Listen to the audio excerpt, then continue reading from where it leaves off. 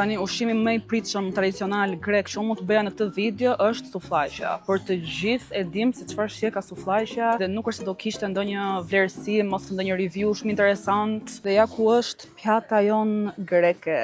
Kjo quhet Tiro Kafteri. U futa në restorant, pyeta kamarierët se çfarë ushqimesh tradicionale kanë nga vende të ndryshme të botës, sepse unë vi shpesh në këtë restorant. Ka ushqime shumë të shijshme, shumë interesante dhe një prej këtyre ishte si quaj kjo?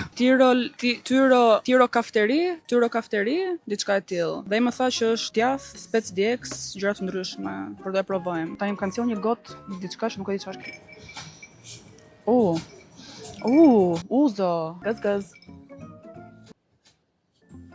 Ndoshta thjesht më urren, pse është shumë e fortë, nuk mundem, kam fund për të bërë sot. Tani kjo duket nga pamja, duket si gjiz me spec të kuq, ndoshta është djegës, ndoshta jo, majdanos sipër, ka koper, thjesht ta provojmë se ngel më ka fol.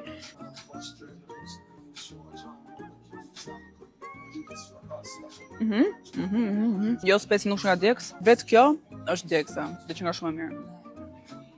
Nuk kam të e komentoj, është një 10 nga 10. Ju e dini sa të vështirë e kam të jap vlerësime 10 nga 10, por realisht është shumë e mirë.